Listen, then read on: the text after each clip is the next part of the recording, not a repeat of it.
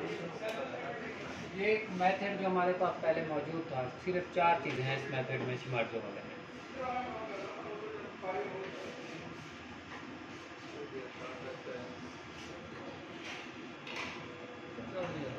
चार चीज़ें हैं शिमार्जो वाले मेथड में। लैम्डा मैक्स है, फ्लो रेट है, स्टॉप टाइम, स्टार्ट टाइम और आपका फ्लो रेट।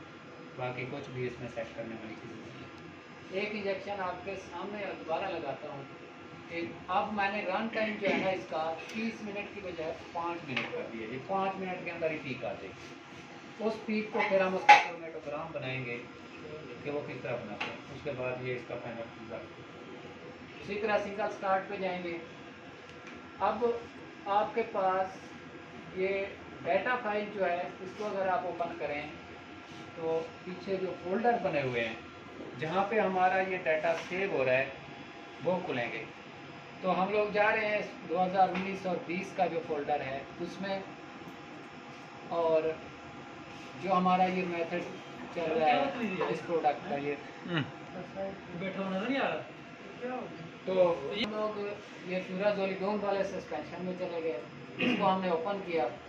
ओपन करने के बाद AB के नाम से एक फोल्डर बनाया है मैंने, क्योंकि ये ड्यूरेंट ट्रेनिंग हो रहा है तो AB के नाम से। अगर आप नया फोल्डर बनाना चाहते हैं तो यहाँ पे ऑप्शन है न्यू फोल्डर की।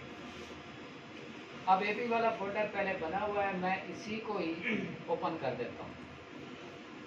उसमें पहला स्टैंडर्ड जो आपने चलाया था वो ऑलरेडी ऐड हो चुका है। अब इसमें फाइल का नाम लिखना है आपने, ये आपका स्टैंडर्ड है या सैंपल है। सपोज मैं ऐसे सैंपल ही कर देता हूँ।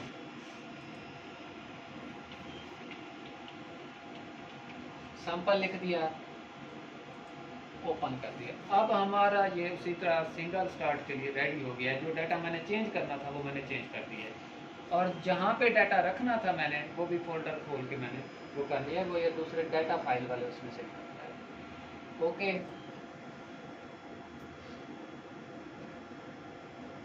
उसी तरह क्योंकि ये ऑलरेडी जो है ये इंजेक्ट पोजीशन में है, हम इसको जब ये विंडो शो हो रही है तो हम लोड पोजीशन में होगा।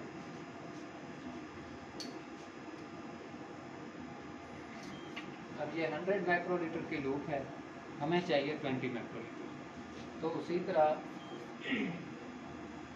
एन इसमें जो एंड वाला 3 mm है, ये 22 गेज की नीडल है। इसकी जो ये निकल यूज़ हो रही है ये स्पेशल 22 गेज की है, और आगे इसके कोई टिप वगैरह का वो नहीं है, फ्लैट उसमें है। और आखिरी जो 3 mm है वो जा रहे हैं इस लूप के अंदर।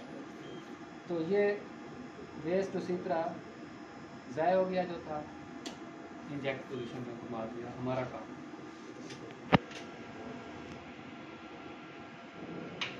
और कोशिश करनी चाहिए इसमें एयर वगैरह ना हो, जिस तरह निकालते हैं निकाल दें।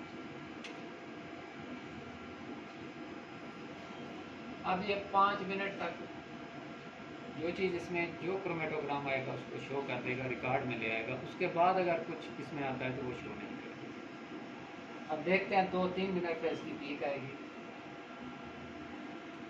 क्योंकि हमने कोई चीज़ चेंज नहीं की, ना इसका पंप का फ्लो चेंज किया है, ना ही कोई लैम्डा मैक्स चेंज की है। तो इस वजह से इसको उसी रिटेंशन टाइम पे ही आना चाहिए 3.04। मैक्सिमम इंटेंसिटी को ही 0 शो कर रहा है, टाइम जो साथ साथ चल रहा है। और ये इंजेक्शन जो ही कंप्लीट होता है उसके बाद हम इस इंजेक्शन का क्रोमेटोग्राम बनाते हैं। जो वाटर्स या दूसरे ऑटो वो हैं वो तो क्रोमेटोग्राम जनरेट करके प्रिंट तक भी दे देते हैं, लेकिन इसका क्योंकि ये मैनुअली है तो इसका क्रोमेटोग्राम हमें जनरेट करना है। ये डाटा पीछे पोस्ट रन में जा रहा है।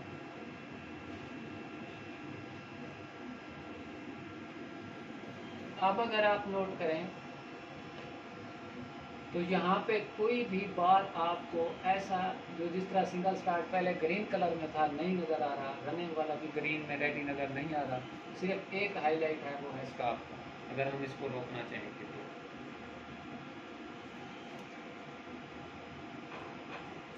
आखिरी इसमें जो सेटिंग होती है वो ये होती है कि आप एडवांस में चले जाएं, वहाँ पे ये stop time, and time, start time ये आप सेट कर सकते हैं। उसके बाद पंप जो है उसका ये फ्लो रेट है, उसके बाद डिटेक्टर का ये चीज़ें वेव लेंथ वगैरह ये सेट कर सकते हैं। तो यहीं से आपका सॉफ्टवेयर सारा हैंडल। पंप का प्रेशर भी आप मिनिमम मैक्सिमम सेट कर सकते हैं कि हमने इस वक्त 350 किया हुआ है, हम 320 पे रोकना चाहते हैं, 300 पे रोकना चाहते हैं, 200 पे रोकना चाहते हैं, तो वो भी हम सेट कर सकते हैं। ये वाले थे पैरामीटर जो Schmerzo LC सोल्यूशन के अंदर यूज़ होते हैं, जिन पे हम लोग काम करते हैं। बाकी इसमें फर्दर कोई डिटेल नहीं। ये देखें अभी हमारा रिटेंशन टाइम वहाँ तक नहीं पहुँचा, 2.49 2.5 है। तो जो ही ये 3 को मिनट को टच करेगा तो हमारी पीक आना स्टार्ट होगी। पीक जनरेट कैसे होती है? एक्चुअली कॉलम से गुजरने के बाद D2 लैंप एनर्जी फेंक रहा है, फ्लो सेल उसको डिटेक्ट करवा के चेक करके आगे हमारे रीडर को दे रहा है, जो कि ये सॉफ्टवेयर उसका क्रोमेटोग्राम दे रहा है। अब देखें क्योंकि टाइम 3.01 हुआ है तो 3.042 पे हमारी वो पीक थी, तो इसमें पीक जनरेट करना शुरू कर। तो इट मीन्स हमारे सारे पैरामीटर सही काम परफॉर्म कर रहे हैं। फ्लो भी हमारा रेगुलर चल रहा है, लैम्डा मैक्स भी ठीक है, सैंपल स्टैंडर्ड भी आपका ठीक बना हुआ है, कॉलम भी आपका ठीक काम कर रहा है। अब ये 5 मिनट बाद ये रनिंग जो है ये रेडी पोजीशन में चेंज हो जाएगी। अब इसी में मैं एक पॉइंट ऐड कर दूं, अगर हम लोगों ने चेक करना है कि क्या हमारा डिटेक्टर सही वेवलेंथ दे रहा है, सही अब्जॉर्बेंस दे रहा है, तो उसके लिए हम लोग इस पर कैफीन चेक कराते हैं। कैफीन जो है उसमें उसका लैम्डा मैक्स जो है 2 है, 205 भी है, 273 भी है, 273 भी है। वो 205 पे भी मैक्सिमम देगा, 273 पे भी मैक्सिमम देगा। अगर किसी उसमें कैफीन मौजूद नहीं है तो पैरास्टामोल पे भी कर सकते हैं, क्योंकि 257 पे पैरास्टामोल मैक्सिमम हाइट देता है, मैक्सिमम अब्जॉर्बेंस। तो अगर आप उसको 255 पे ले जाएंगे या 259 पे ले जाएंगे तो उसकी अब्जॉर्बेंस कम हो जाएगी, 257 पे मैक्सिमम होगी। तो इट मीन्स हमारा डिटेक्टर जो है वो सही काम कर रहा है अगर हमने इसको कैलकुलेट कर।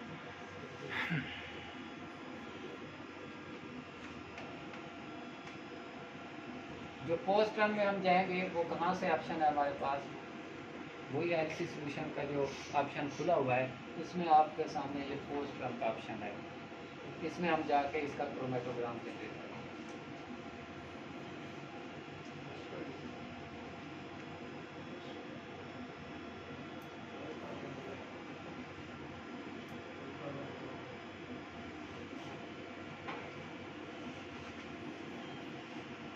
अगर आप लोग पोस्ट रन में नहीं जाना चाहते, आप डायरेक्ट यहीं से भी वो फाइल खोल सकते हैं। तो ये देखें 5 मिनट के बाद उसने रेडी कर दिया नेक्स्ट इंजेक्शन के लिए। अब हम जाते हैं, क्योंकि ये चीज़ें हमने देख ली हैं, अब हम पोस्ट रन में जाते हैं और उसका डाटा क्रोमेटोग्राम बनाते हैं।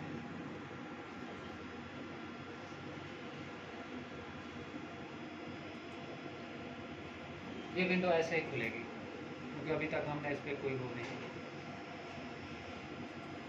ओपन डाटा फाइल, जो हम काम कर चुके हैं वो शो करेगा।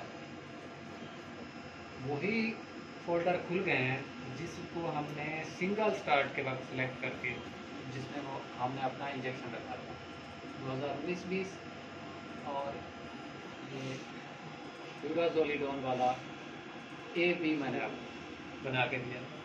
अब इसमें मैंने पहले स्टैंडर्ड चलाया था, वो नीचे स्टैंडर्ड भी मौजूद है। उसके बाद अभी जो किया था वो सैंपल किया था वो भी मौजूद है। अब हम इसको क्रोमेटोग्राम बनाने जा रहे हैं, मैं सैंपल का ही बना लेता हूँ। तो ये विज़ार्ड की तरफ जाएंगे, इसमें अगर आप कोई तब्दीली नहीं करना चाहते तो ना करें। प्रोग्राम में जाएंगे, वही पीक खोल गई है जो हमारी उधर क्रोमेटोग्राम में शो हो रही है, थोड़ी ब्रॉड है, वाज़ेह नज़र आ रहा है। इधर भी आप अगर इसको मैक्सिमाइज मिनिमाइज करना चाहते हैं तो कर सकते हैं। अब क्योंकि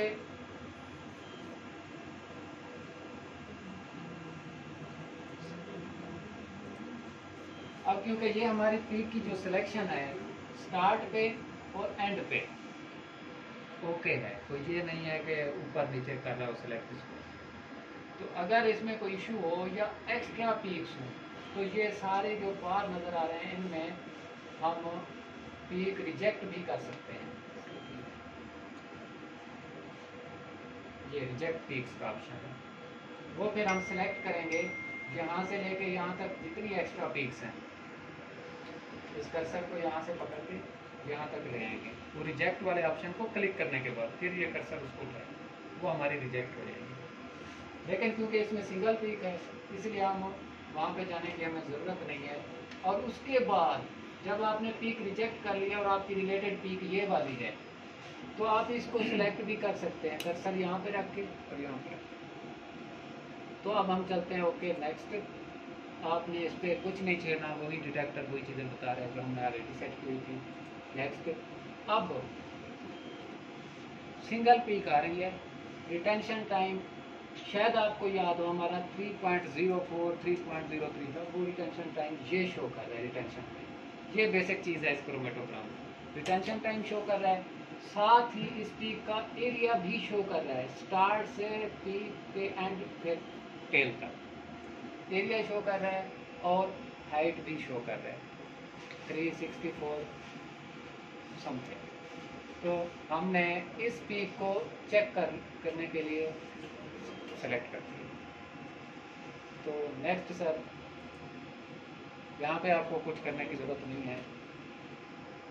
नेक्स्ट नेक्स्ट अब आपने जाना है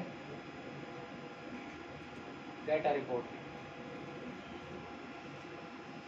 कुछ नहीं किया हमने, उस विंडो को डाटा रिपोर्ट को क्लिक किया है तो उसने ये देखें ये हमारा डिफ़ॉल्ट इंडिविजुअल रिपोर्ट पे उसने वो सारी चीज़ें शो कर दी। यहाँ तक मेरे ख्याल में कोई इसमें वो नहीं था। अब ये पूरा क्रोमेटोग्राम है जिसका हमारे पास प्रिंट आएगा, जिस पे ये सैंपल नेम भी लिखा आया है, सैंपल आईडी भी लिखा आया है और डाटा फाइल में जो हमने सैंपल नाम लिखा था वो सैंपल भी यहाँ पे लिखा हुआ आ रहा है। ये पूरा इसका डाटा। उसके बाद ये उस पीक का ये देखें रिटेंशन टाइम भी ऊपर मेंशन है 3.063। ये क्रोमेटोग्राम क्योंकि बजाय इसके कि हम हार्ड कापी निकालेंगे, इन्हीं से आपको क्लियर हो जाए, जो हार्ड कापी आएगी वो भी सीधी कापी होगी। अब ये रिटेंशन टाइम ये है जो कि अक्सर लोग क्वेश्चन करते हैं, रिटेंशन टाइम जो हमारी पीक का मैक्सिमम पॉइंट। अब ये वही रन टाइम एक्स एक्सेस, इसमें ये देखें रिटेंशन टाइम का एक ऑप्शन आ रहा है, एरिया का ऑप्शन आ रहा है, हाइट कैलकुलेट की हुई है उसने, थ्योरेटिकल प्लेट्स भी काउंट की हुई हैं उसने। थ्योरेटिकल प्लेट्स हैं कॉलम की एफिशिएंसी। ये ग्राफ वाले अक्सर मांग लेते हैं कि आपके कॉलम की थ्योरेटिकल प्लेट्स ठीक हैं, ये तो नहीं है कि कॉलम आपका कंडम है और आप चलाए जा रहे हैं। थ्योरेटिकल प्लेट्स को हम फर्दर डिस्कस करेंगे। इसके अंदर जो पैकिंग है वहाँ पे कितनी जगह मिल रही है बॉन्डिंग के लिए हमारी जो कंपोनेंट है जिसको हमने डिटेक्ट किया। तो उसके बाद सर टेलिंग फैक्टर, ये भी डिस्कस होने वाला पॉइंट है। टेलिंग फैक्टर मीन्स ये जो आपका ये है ये बजाय यहाँ पे गिरने पे ये थोड़ा कर्व में जा रहा है, इसकी हमें 2% तक रिलैक्सेशन है, लेकिन हमारा कितना आ रहा है 1.71। ये इस क्रोमेटोग्राम के पैरामीटर है। अब जब नेक्स्ट इंजेक्शन हम चलाएंगे उस पर लिखा हुआ आएगा सैंपल 2, तीसरा चलाएंगे सैंपल 3, उधर भी हम यही रिटेंशन टाइम नोट करके इसका एरिया, दूसरे वाले का एरिया, तीसरे वाले का एरिया प्लस करके एवरेज निकाल लेंगे और जो स्टैंडर्ड होगा उसके भी एक 3 वाले क्रोमेटोग्राम लेकर उन 3 का एवरेज निकाल के हम स्टैंडर्ड निकाल लेंगे। आगे वही कैलकुलेशन का तरीका है, peak area of sample over peak area of standard multiply concentration of standard concentration of sample multiply 100। अगर कहीं पे आप स्टैंडर्ड की परसेंटेज प्योरिटी भी साथ शामिल करना चाहते हैं तो वो भी इस फार्मूले में डाल सकते हैं। तो यहाँ तक था हमारा क्रोमेटोग्राम से रिलेटेड। HPLC काम कैसे करता है, उसके बाद इस पर सिंगल स्टार्ट कैसे हुआ, उसके बाद पोस्ट रन में कैसे हुआ, उसके बाद हमने इसका क्रोमेटोग्राम कैसे जनरेट किया। एक क्रोमेटोग्राम के अंदर हम कौन कौन सी चीज़ें देख सकते हैं, जस्ट यही नहीं और भी काफ़ी कुछ है जो हम इस क्रोमेटोग्राम के अंदर ऐड कर सकते हैं। तो अब अगर हम इसका प्रिंट लेना चाहते हैं, क्योंकि यहाँ से प्रिंट ऑटोमेटिकली प्रिंट पे नहीं जाएगा, प्रिंटर के पास प्रिंट लेना चाहते हैं तो ये प्रिंट का ऑप्शन, ये हमारा प्रिंटर सेलेक्ट हो गया। उसके बाद 1 to 1 सिंगल पेज लेना चाहते हैं, इसको ओके करेंगे तो ये हमारी हार्ड कॉपी प्रिंट निकल आएगी जो हमारे रिकॉर्ड का हिसाब। मेरे ख्याल में मैंने काफ़ी कुछ बता दिया इसमें। ओके, अल्लाह।